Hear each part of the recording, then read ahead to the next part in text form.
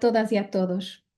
Es para nosotros un placer estar aquí hoy a participar en más un congreso Nodos del Conocimiento. Este es el quinto Congreso Internacional de Formación Permanente, Paradigmas Emergentes, Polarización Social y Revisionismo Educativo, abordando los nuevos desafíos del conocimiento humano. Nuestra comunicación intitula Una pedagogía digna, caminos para una sociedad convivencial. Tiempo por presupuesto presentar nuestro libro que habemos escrito, que se intitula precisamente Una pedagogía digna, caminos para una sociedad convivencial. Voy a hablar un poco sobre la necesidad de cambiarnos el paradigma de educación en el siglo XXI. El relatorio de Delors nos apunta para la necesidad de una aprendizaje a convivir con los otros. Y por tanto, la educación emerge como un tesoro por descubrir. Y aquí estamos perante la centralidad de la educación en el desarrollo humano y en el desarrollo social. Creemos que la educación contribuye de forma eficiente para el desarrollo y la transformación y emancipación de todos y cada uno de nosotros. Sabemos que el ser humano es aquel que está constantemente en la necesidad de se aperfeiçoar y de se educar a lo largo de la vida.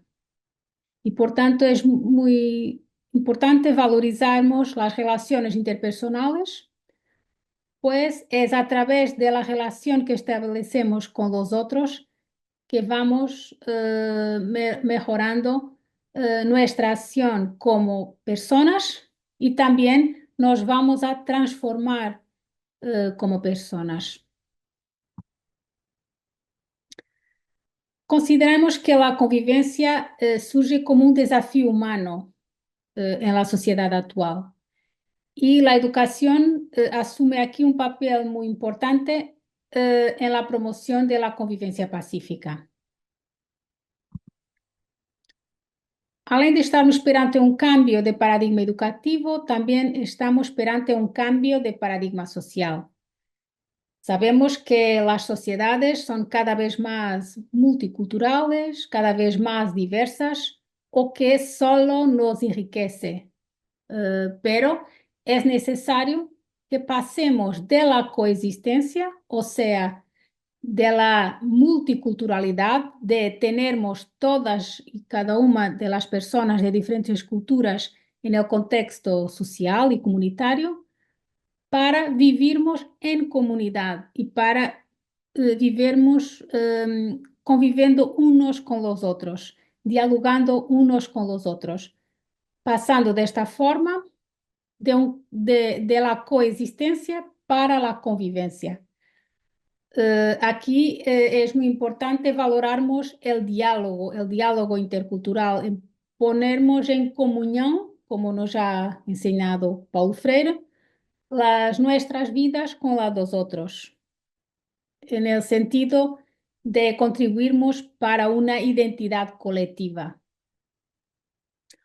Como McLuhan, ya en la década de 70 del siglo pasado, habemos también aprendido que vivimos en una aldea planetaria.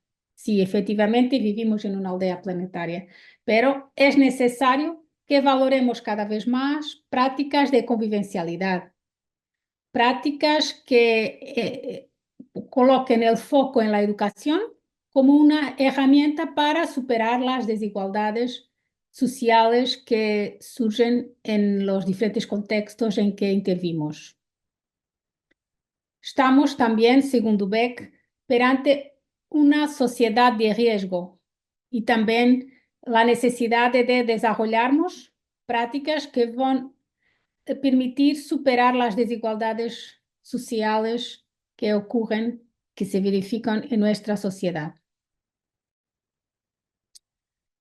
Es necesario también desarrollamos un cambio de paradigma educativo. Ese cambio de paradigma educativo debe estar centrado en la comunicación intercultural.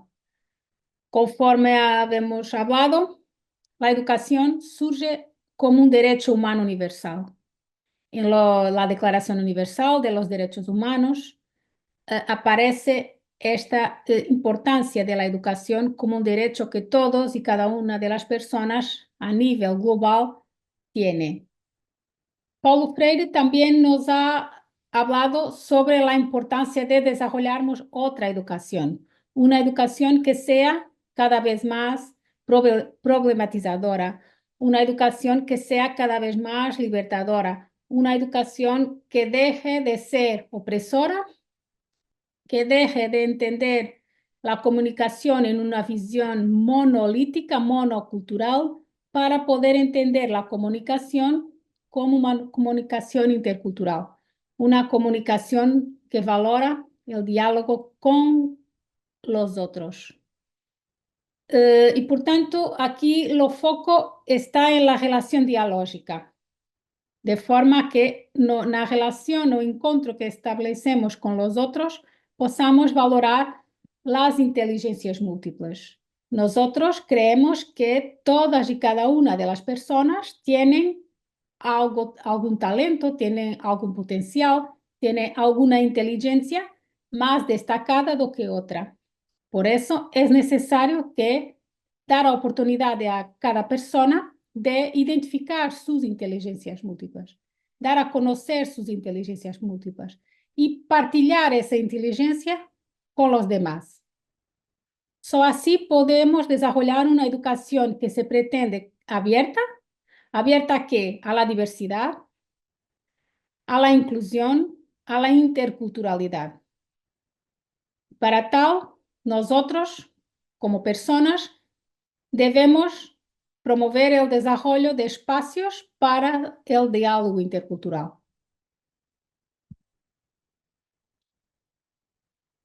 También hemos definido algunos principios para la pedagogía digna. Un de ellos dice respecto a la dignidad de las personas. Esta es la base de aquello que nosotros creemos relativamente a la pedagogía digna.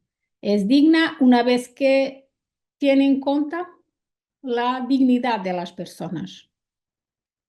También la cuestión de la inclusión y del respeto por las diferencias.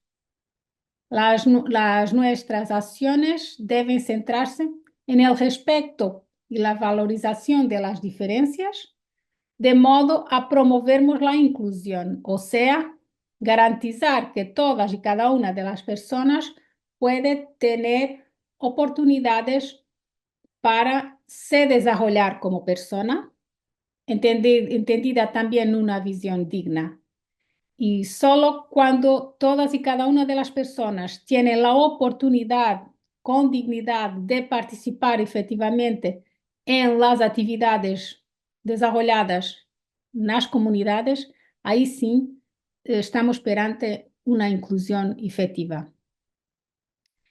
Y para tal es necesario también que desarrollemos nuevas prácticas, nuevas pedagogías centradas na pedagogía crítica, pondo de parte la pedagogía opresora y desarrollando una pedagogía crítica, una pedagogía emancipatoria, una pedagogía que contribúa para la transformación de las desigualdades sociales a través del recurso a la educación. La educación es sí aquello que nosotros podemos desarrollar para poder contribuir para que todas y cada una de las personas se pueda transformar y, por supuesto, pueda también contribuir para la transformación de la sociedad, transformando las desigualdades sociales en oportunidades de inclusión para todas y cada una de las personas. Pierre Foutet también nos ha traído un gran enseñamiento que es confiar en las posibilidades de la educación para podermos modificar las rigideces estructurales de nuestras sociedades. Efectivamente, la educación es la arma poderosa con la cual podemos también cambiar, contribuir para el cambio de las personas y, por supuesto, las personas pueden también contribuir para cambiar las sociedades. La pedagogía digna se desarrolla también en algunas dimensiones. Nosotros presentamos aquí algunas de ellas. La central es la dignidad, porque el foco de la pedagogía digna, como el nombre indica, es la dignidad de la persona. Todos y cada una de todos y cada uno de nosotros, todas y cada una de las personas, es entendida como una persona con dignidad. Y la evaluación surge como una herramienta que permite efectivamente la inclusión de todas y cada una de las personas. La evaluación, ¿por qué? Porque es necesario que cada uno de nosotros haga una reflexión sobre sus prácticas, sus pensamientos y sus acciones, en el sentido de comprender si está efectivamente a desarrollarse de un modo inclusivo, o sea, se está a poder participar en todas y cada una de las actividades en los diversos contextos sociales en que interactúa. Las metodologías cooperativas son otra de las dimensiones.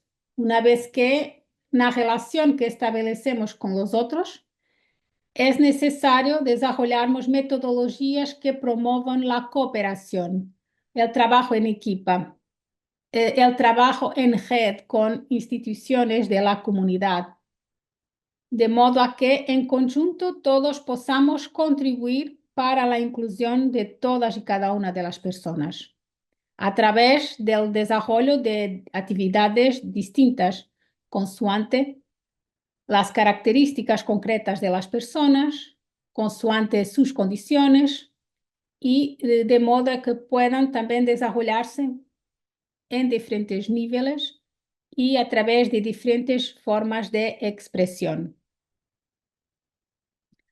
La cultura digital es otra de las dimensiones de la pedagogía digna, una vez que hoy en día estamos perante también una revolución en términos digitales, un cambio de paradigma también de intervención cultural en que la cultura también se desarrolla digitalmente. Y aquí, a través del recurso a los medios digitales, podemos contribuir para el empoderamiento colectivo, porque es necesario, além de nos empoderarmos como personas, teniendo en cuenta nuestra dignidad, también es importante que en conjunto, en relación con el otro, en una relación dialógica con el otro, podamos desarrollar un empoderamiento colectivo. Y también que creamos un sentimiento de pertenencia colectiva a una comunidad concreta en que estamos a interactuar. La comunicación intercultural es otra de las dimensiones de la pedagogía digna. Sabemos que la educación se desarrolla a través de la comunicación y la comunicación puede también, por su vez, ser desarrollada de diferentes formas. Nosotros valoramos la comunicación intercultural, la comunicación que pone en comunión, que permite el desarrollo de lazos sociales entre personas de diferentes culturas, de modo a que nos podamos enriquecer mutuamente. Y la organización es otra también de las dimensiones de la pedagogía digna. Nomeadamente, permitir que diversas organizaciones de la comunidad puedan también desarrollar un trabajo en red, un trabajo cooperativo, cruzando con las metodologías cooperativas, que valore también la persona con su dignidad y que la persona se pueda desarrollar a través del ejercicio de una comunicación intercultural. Tanto la propia cultura de las organizaciones de la comunidad también debe ser una cultura que valore la comunicación intercultural. Ainda inspirados en Pierre Forte, nos parece importante sublinhar que el educador es, sobre todo, un realizador de utopías. La educación ya no se presenta como una aventura soñada ni como una ilusión utópica, sino como una utopía que se materializa en el trabajo realizado en común. Los educadores aceptan que están siempre disponibles para nuevas tareas que el tiempo y la sociedad actual les propone. La educación es para nosotros entendida como una utopía posible. A través de la construcción de un futuro colectivo, a través de la dignidad y del respeto. La pedagogía digna se fundamenta en la hipótesis de que es necesario un cambio de paradigma que afecte a las prácticas tradicionales de la educación, tanto en sus contextos formales como no formales. Una educación que históricamente se ha basado en el paradigma del control y el paradigma del dirigismo paternalista ha de dar paso a un paradigma basado en la convivencia y en el desarrollo de formas de convivencialidad comunitaria. Denise Nachmanovitch, la socióloga e investigadora argentina, pone el acento en la necesidad de un cambio de paradigma que dignifique y democratice tanto las formas de organización y relación comunitaria como las prácticas y las actitudes en los contextos socioeducativos. Para ella es radicalmente necesario un cambio de ética, un paso de una ética tradicional y trasnochada del control a una ética de la convivencia que nos permita vivir en comunidad y desarrollar aspectos cooperativos que supongan desarrollo y sobre todo supongan un nuevo paradigma de una educación mucho más digna y democrática. Pasar de una ética del control, que es la ética que es el resultado de los miedos, de las inseguridades y de la desconfianza hacia el otro, a una ética de la convivencia más fruto de la autoestima colectiva, de la confianza mutua y de la acción cooperativa.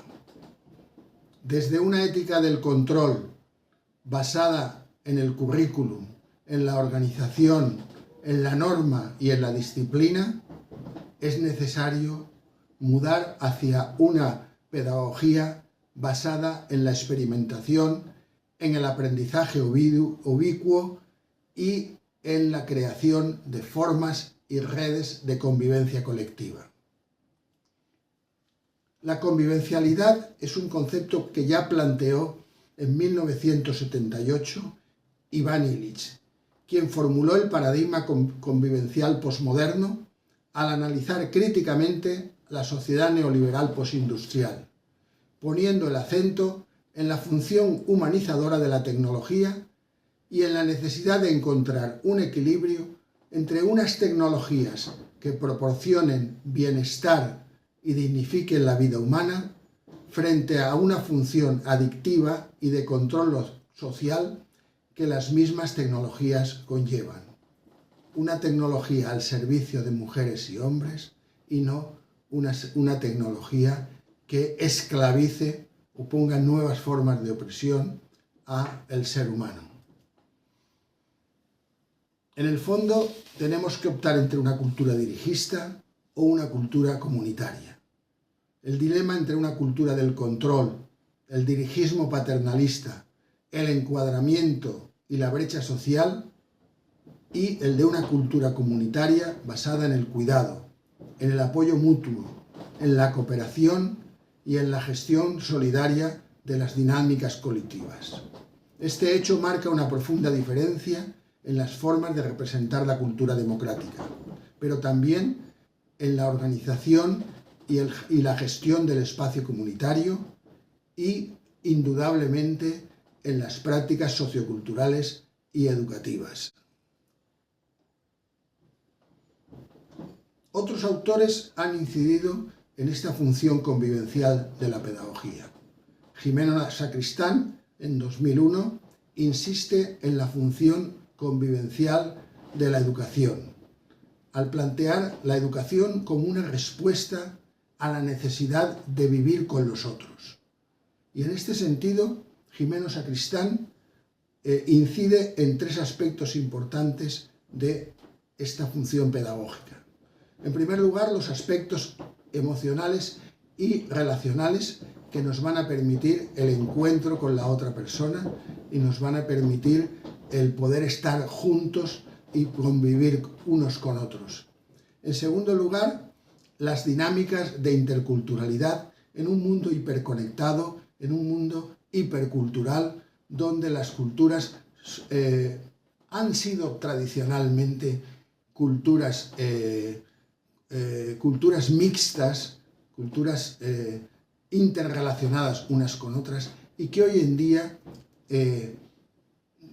tal vez un poco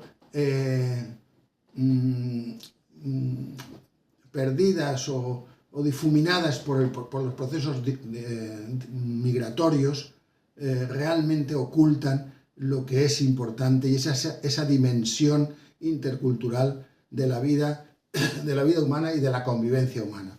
Y por último, incide Jimeno Sacristán en los procesos de participación, autogestión y cooperación necesarios para el desarrollo humano y, en este sentido, para el desarrollo sociocultural y para toda práctica educativa.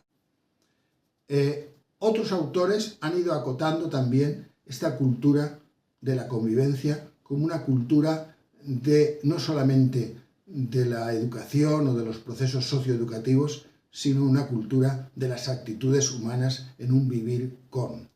De la Torre Moraes analiza las emociones y sentimientos que fundamentan la convivencia y da sentido a este paradigma convivencial del que nos habla Naumanovich, recogiendo los antecedentes de Ivan Illich. Maturana, en 2014, al plantear los fundamentos neurolingüísticos que dan significado a la vida comunitaria, o la socióloga francesa Frau Meis, que en 2019 analiza los cambios estructurales y conductuales que condicionan el uso generalizado de las tecnologías digitales y que dan lugar a una cultura del intercambio, de la cooperación y de la ayuda mutua. En este sentido, una educación convivencial deducimos que es cómo la acción educativa combina aspectos emocionales y relacionales con dinámicas de interculturalidad y procesos colectivos de participación, cooperación y autogestión de la cultura y la vida comunitaria, tal y como nos aporta Jimeno Sacristán, como nos marca Denis Nachmanovich y como fundamentan otros autores desde la sociología, desde la neurolingüística o desde la pedagogía. Así, para nosotros, dinámicas como la comunicación personal interactiva, el diálogo, la mediación intercultural, la cooperación y la mediación narrativa van a ser las estrategias que van a configurar una acción socioeducativa convivencial desde la perspectiva de una educación digna. Para la pedagogía digna, todo aprendizaje es un aprendizaje vivenciado. El aprendizaje significativo no es más que un aprendizaje vivenciado, compartido, emocional y de alguna forma autonarrado. Para nosotros, el aprendizaje significativo, lo que supone un aprendizaje significativo, no son los contenidos, no son los procedimientos, son fundamentalmente las vivencias. Es la vivencia significativa y autonarrada, que significa encontrando el significado para nuestras vidas, para nuestras actitudes, para nuestras formas de relación, es lo que da sentido a un auténtico aprendizaje significativo.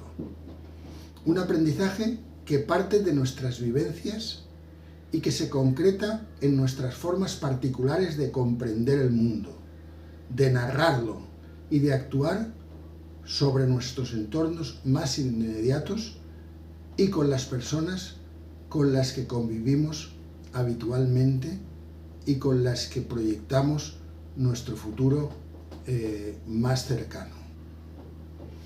El aprendizaje para nosotros es un aprendizaje convivencial y multicultural. Desde nuestra perspectiva, el aprendizaje es un fenómeno comunitario, convivencial y multicultural, en el que el entorno va a generar situaciones de autoestima colectiva y dinámicas de autoformación, tal y como plantea Pierre Furter en su libro Espace de la formación en 1983. Furter demuestra cómo los aspectos relacionados con las representaciones colectivas y con la autoestima colectiva son claves para el auténtico desarrollo comunitario y para la generación de dinámicas de autoformación. Para Furter, toda dinámica educativa es una dinámica de autoformación, lo que él llama la androgenia, y que para Pierre Furter y para Paulo Freire, los dos trabajaron de forma muy cercana. Para Paulo Freire significan procesos de autoformación, en que las personas nos autoeducamos, pero nos autoeducamos en diálogo con la comunidad, en diálogo con lo colectivo. De esta manera podemos hablar de un aprendizaje vivencial e integrado, término que utiliza de la Torre Moraes desde otra perspectiva, pero incidiendo en los mismos aspectos. El aprendizaje es un aprendizaje contextualizado y vivenciado. Eso es lo que da significado y sentido a el auténtico aprendizaje. Pierre Furter insistía mucho, y es el debate que tiene constantemente con Paulo Freire, no se puede educar a las personas que no quieren ser educadas. Luego, ese principio de autoaprendizaje, esa autoestima individual y colectiva que va a suponer la vivencia significativa, es lo que va a generar esas dinámicas de autoaprendizaje. Celestín Freinet hablaba de que el aprendizaje ha de ser un aprendizaje real, no un aprendizaje por simulación. Otros autores han hablado también contra el aprendizaje por simulación, entre ellos últimamente la española María Acaso. Para nosotros el aprendizaje vivencial supone una superación del aprendizaje por simulación.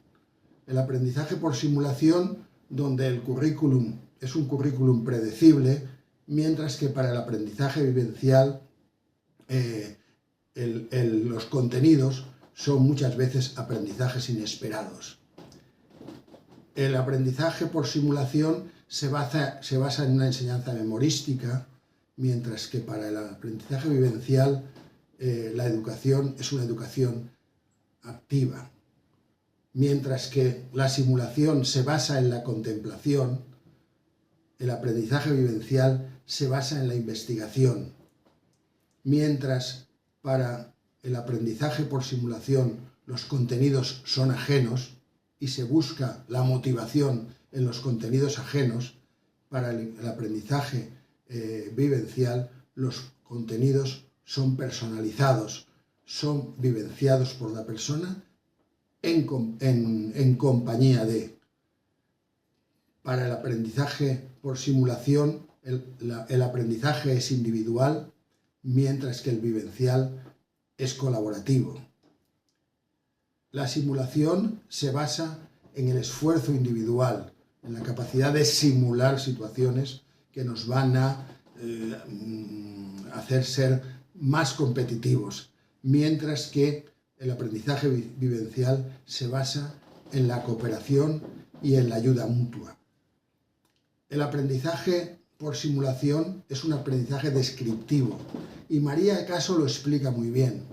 Cuando nosotros describimos, lo que estamos haciendo es objetivar la realidad, pero nos quedamos fuera de la realidad. Podemos describir procesos, podemos describir datos, podemos describir situaciones que no nos van a implicar, que vamos a aprender para una prueba, para un examen, para una evaluación, pero después no van a ser significativos en nuestras vidas. Mientras que el aprendizaje vivencial es un aprendizaje narrativo. Cuando nosotros narramos, nos ponemos en primera persona. Cuando nos hacemos protagonistas del aprendizaje, ese aprendizaje va a formar parte de nuestras vidas, porque va a significar en nuestras vidas, va a significar en nuestras actitudes y en nuestras tomas de decisión individual. Por eso, María Caso nos explica clarísimamente que no hay cambio educativo si no somos capaces de pasar de un aprendizaje descriptivo a un aprendizaje narrativo. El aprendizaje tradicional es un aprendizaje textual, mientras que el aprendizaje vivencial es un aprendizaje contextual. Creamos contextos y, como dice Scolari, creamos contextos transmedia. Hoy en día las nuevas tecnologías, más que las nuevas, las tecnologías digitales nos han hecho vivir universos transmedia, y es ahí donde encontramos el significado del auténtico aprendizaje. Ante una enseñanza retórica y textual, el aprendizaje vivencial sino diríamos que navega por aprendizajes contextuales y transmedias que son narrativos, y que son narrativos porque significan algo en la vida de las personas que están en proceso educativo. ¿Cuáles son los caminos de un aprendizaje digno? Los caminos de un aprendizaje digno para nosotros son dos. Por una parte son las metodologías dialógico-narrativas, que van más allá de métodos o estrategias de diálogo. Pasan por actitudes que tienen que ver con el encuentro con la otra persona y actitudes que tienen que ver con la transformación personal. El diálogo es una forma de compartir las múltiples representaciones de la realidad, pero también el encuentro circular narrativo, tal y como lo plantea Sarah Cobbs, es una forma de transformación individual y colectiva. Las metodologías narrativas nos van a servir para el encuentro con el otro, pero también nos van a servir para transformar nuestras representaciones de la realidad, nuestras representaciones individuales y nuestras representaciones colectivas. Y eso es lo que va a provocar el cambio, y el cambio que está en la base de una auténtica educación liberadora y transformadora. El segundo camino es el diálogo y la mediación intercultural. La multiculturalidad como principio de encuentro con el otro y la convivencia. No la multiculturalidad como abanico de culturas, sino como forma de encontrarse con el otro que es diferente a mí, como una forma de incluir la diferencia, no solamente en procesos educativos, sino en procesos comunitarios, es decir, en procesos de convivencia comunitaria. La hiperculturalidad, tal y como la plantea Byung Han, como búsqueda de lo que nos une y de superar las diferencias. El concepto de hiperculturalidad nos lleva más que a encontrar lo que nos diferencia como culturas diferentes, identidades diferentes, lo que nos une y lo que nos permite crear identidades múltiples, identidades hiperculturales que nos van a permitir crear las bases de los lazos y de las redes de cooperación y de convivencia comunitaria. Es por ello que, a partir de estos dos grandes caminos, el diálogo y la transformación narrativa y el encuentro y la mediación intercultural, planteamos o proponemos una serie de metodologías que en principio parecen metodologías un poco, digamos, rebuscadas, y son rebuscadas adrede, son rebuscadas primero como una forma de provocación a educadoras y educadores, pero también buscando, digamos, una coherencia en tres principios.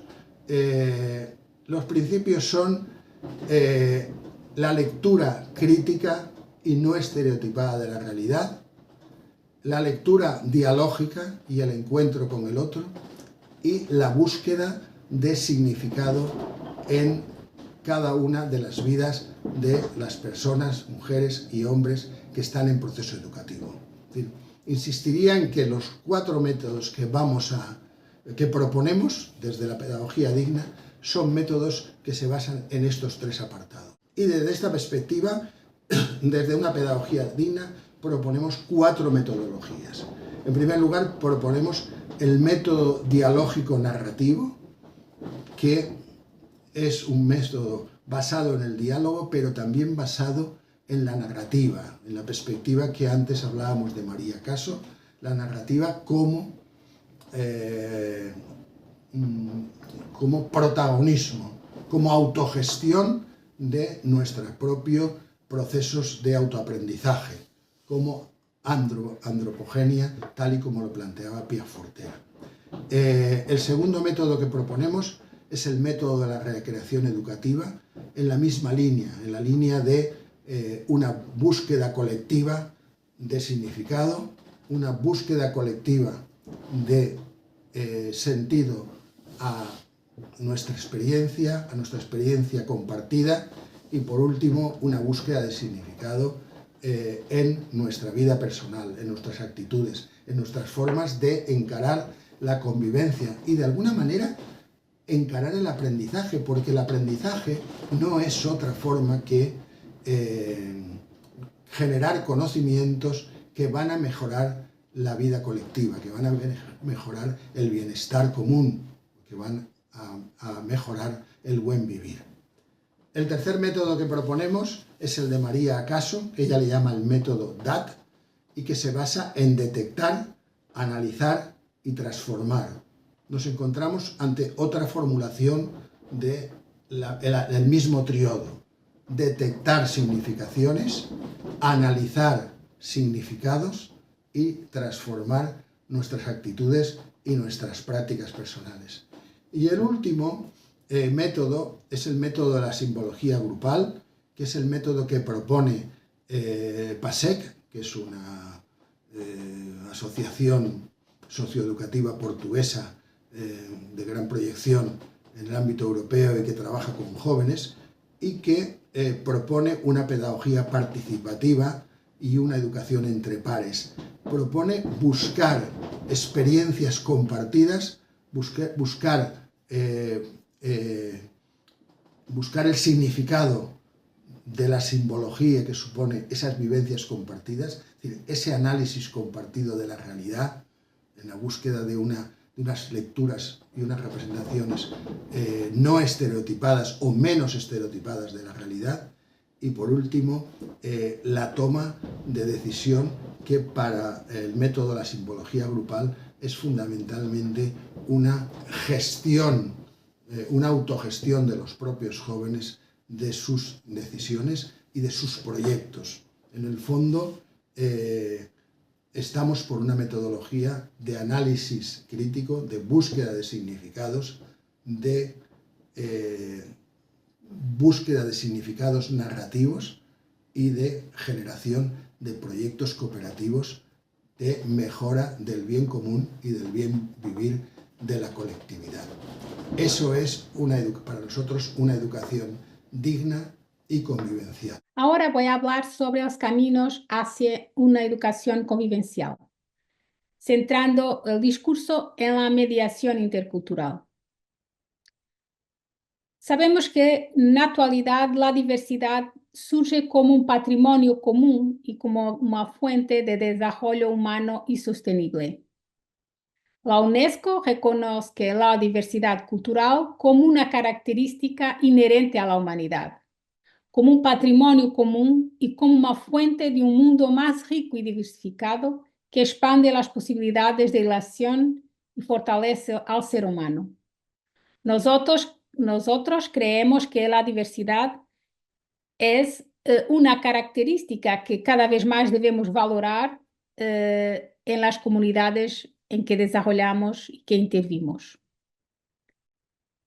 A través de la globalización hay también la necesidad de crearmos nuevas identidades, de reconstruirmos nuevas identidades.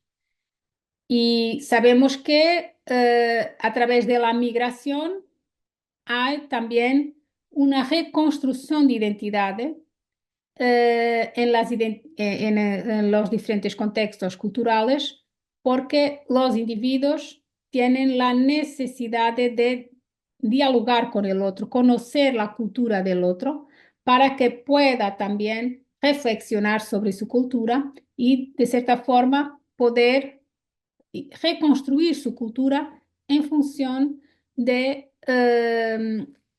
las culturas de los otros.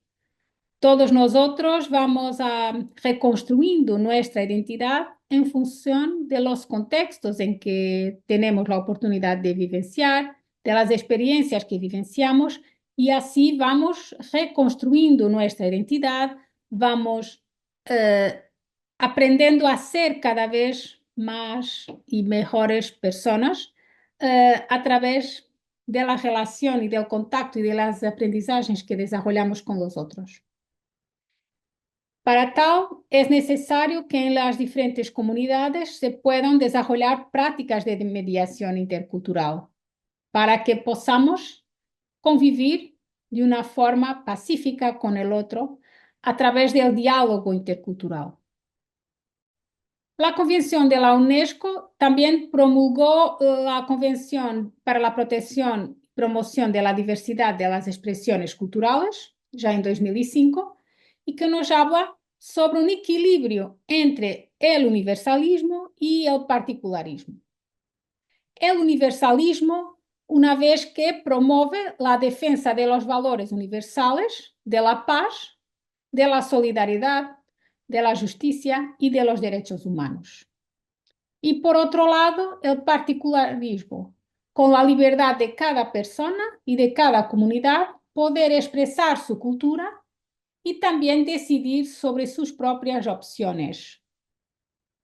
En esta oportunidad de tenermos libertad para que nos podamos exprimir, vamos a dar a conocer nuestra cultura y vamos a conocer las otras culturas, y aquí podemos sí después decidir cuáles las opciones culturales y las opciones personales que vamos a desarrollar. Estamos perante un nuevo paradigma de intervención cultural centrado en el diálogo intercultural, en que debemos desarrollar procesos que sean cada vez más activos, dinámicos, dialécticos, o sea, procesos que permitan una relación dialógica con el otro, de modo a que podamos considerar su diversidad y contribuir también para la alteridad, para entender sempre a persona na sua visão digna e numa visão holística, entendida como um todo. Los ejes del paradigma intercultural son sobre todo tres. Uno de ellos, el eje epistemológico, en que es importante entendermos la interculturalidad valorando la diversidad cultural como una entidad dinámica y no estática. Entender la cultura como algo que está en constante desarrollo. Un enfoque o eje metodológico, en que el enfoque global es multidimensional y también recogemos a metodologías activas. Aquí es visible también la pertinencia del trabajo colaborativo, cooperativo y el trabajo en red con instituciones de la comunidad en que vivimos. Y el tercer eje es el eje ético, en el sentido de buscar comprender las culturas, pero sobre todo la relación entre ellas y el otro, centrada en un humanismo relacional. Aquí a relación humana que desarrollamos con el otro es esencial para que podamos desarrollar un paradigma intercultural con una dimensión ética, centrada sobre todo en la relación que establecemos con el otro. Para tal, en este proceso de relación con el otro, la ética de la hospitalidad aparece aquí como un aspecto central para la mediación intercultural. Para que podamos desarrollar una relación con el otro, es necesario que os saibamos acolher, que seamos hospitaleros en esa misma relación, de modo a que podamos reflexionar sobre el respeto a la diversidad, el respeto por las diversas culturas con las cuales interagimos. Los espacios de mediación son sobre todo espacios de superación de la dicotomía nosotros-otros, para que podamos crear una cultura mediadora, una cultura que ponga en comunión personas de diferentes culturas para que pasemos de un contexto de yo y de tú para un contexto de nosotros. Só así es que efectivamente podemos desarrollar una mediación intercultural en que todas y cada una de las personas se sienta bien, pueda desarrollar sus conocimientos, sus competencias y pueda desenvolverse en un clima de bienestar individual y colectivo. Es necesario también que desarrollemos una educación que sea cada vez más emancipadora, que permita la transformación de todos y cada uno de nosotros en cuanto personas y también de los contextos en que nos desarrollamos y en que vivenciamos. Y para tal es necesario que podamos desarrollar una educación en valores y conocimientos, pues solo así podemos contribuir para la inclusión comunitaria y para el desarrollo comunitario. Y también desenvolvendo capacidades cognitivas y socioculturales como herramientas emocionales. Es muy importante que tengamos también la oportunidad de desarrollar estas competencias. Los objetivos de la mediación intercultural son promover la comprensión entre diferentes culturas y fomentar la convivencia pacífica y el diálogo. Como fundamentos de la mediación intercultural tenemos, por un lado, el reconocimiento de la diversidad cultural como riqueza y también la interculturalidad como un espacio de encuentro, como una oportunidad de conocernos el otro, de nos abrirnos a otras culturas, a otras formas de ver, de sentir el mundo. Y también como un espacio de aprendizaje conjunta. La mediación intercultural es un modelo de comprensión cultural, centrado en 4 grandes pilares. En el pilar de la humanidad, de la solidaridad, de la igualdad y de la dignidad. Para que podamos desarrollar este pilar y que podamos promover la humanidad, la mediación surge como una herramienta para fortalecer la conexión humana. A través de la mediación nosotros conseguimos desarrollar una ponte con el otro, desenvolver un lazo social con el otro, en una relación que se pretende dialógica. De esta forma estamos a construir puentes entre comunidades diversas. Estamos a permitir valorar el individuo en su dimensión holística. A través de la promoción de la solidaridad, estamos a fomentar la empatía y el apoyo mutuo. Y aquí en nuestra obra también presentamos algunos casos de éxito en proyectos de mediación intercultural, en que a través de prácticas de solidaridad nosotros contribuimos para el bien individual y el bien colectivo, el bienestar colectivo, que es también muy importante. La promoción de la igualdad es otro de los pilares que nosotros valoramos, en que la mediación aparece como promotor de derechos humanos. Y aquí es muy importante nos centrarnos en el concepto de equidad. Equidad que es dar a cada uno en función de su necesidad, de su condición, de su diversidad, pues no basta apenas la igualdad, es necesario que también asociemos la igualdad con la equidad, dar a cada uno en función de su necesidad, pues solo así podemos contribuir para un diálogo intercultural, para ponernos en comunión personas de diferentes culturas, con diferentes condiciones también. La promoción de la dignidad respecto a la dignidad de todas las personas involucradas. Ponemos la tónica siempre en la dignidad de las personas, pues solo así podemos crear un entorno seguro, un entorno de bienestar colectivo, para que podamos también desarrollar un intercambio cultural.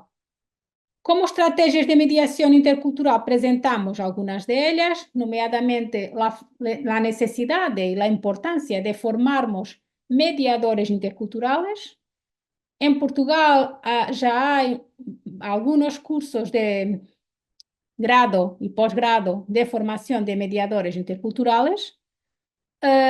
Hay diversas instituciones sociales, educativas, culturales, ambientales, que ya recorren a mediadores interculturales para integrar los cuadros de sus instituciones. Y también el desarrollo de talleres y de actividades que promuevan el diálogo intercultural. Es necesario también que las diferentes asociaciones e instituciones de la comunidad local puedan desarrollar un trabajo en red para que en conjunto puedan desarrollar actividades promotoras del diálogo intercultural.